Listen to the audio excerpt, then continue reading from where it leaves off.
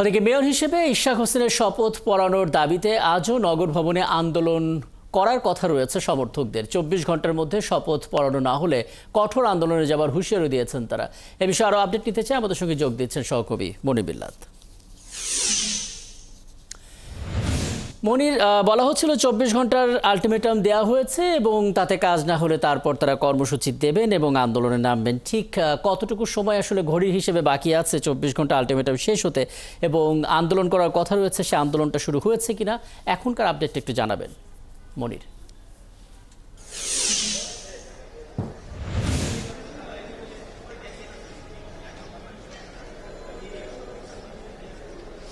দেখুন, গেল সপ্তাহে মূলত ঢাকাবাসীর ব্যানারে আন্দোলনটি হচ্ছিল এবং তাদের একটি আলটিমেটাম ছিল। সেই আলটিমেটামের সময় কিন্তু এর মধ্যে শেষ হয়ে গেছে।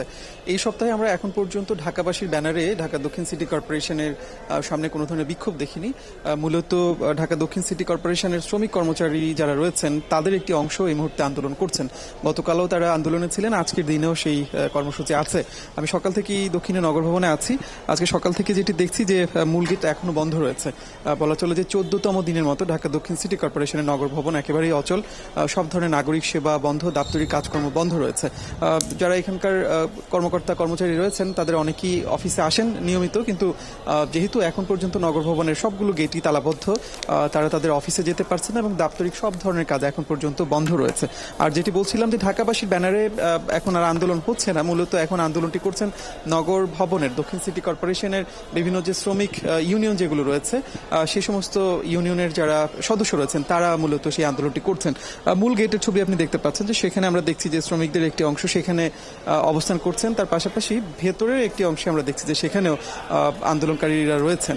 এই শ্রমিক কর্মচারীরা পরিষ্কার করে বলছেন যে নির্বাচিত একজন মেয়র না থাকার কারণে নগর ভবনের স্বাভাবিক যে কার্যক্রম, নাগরিক সেবা, সেগুলো দিতে তাদের সমস্যা হয়। এখানে যদি একজন প্রশাসক থাকেন, অনির্বাচিত কেউ থাকেন, সেক্ষেত্রে তাদের সেবা দিতে, নগরবাসীকে সেবা দিতে সমস্যা হয়। সেই জায়গাতে তারা একজন নির্বাচিত মেয়রকে চাচ্ছেন।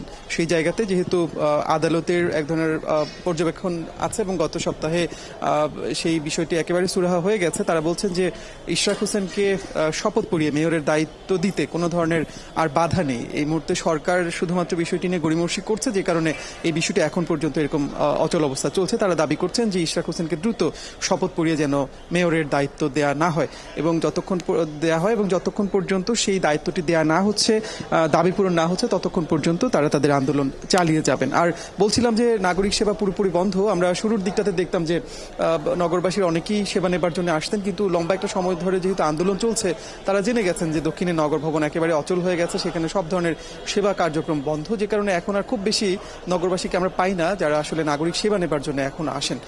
এই হচ্ছে মোটামুটি পরিস্থিতি। এই সংকট আসলে কবে কাটবে সেটি এখন পর্যন্ত একেবারে অস্পষ্ট। অনেক ধন্যবাদ মনির, পুরো বিষয়টা স্পষ্ট করলেন এবং এর পরবর্তীতে যখন আপনার কাছে আসবো তখন আসলে ভোগান্তির ছবিটা একটু জানার চেষ্টা করব, কার্যত বন্ধ থাকার কারণে কী ধরনের নাগরিক ভোগান্তি তৈরি হচ্ছে আসলে। ধন্যবাদ। যুক্ত হওয়ার জন্য সহকর্মী মনির বিল্লাত ঢাকা দক্ষিণ সিটি কর্পোরেশনের নগর ভবন থেকে যুক্ত হয়েছিলেন।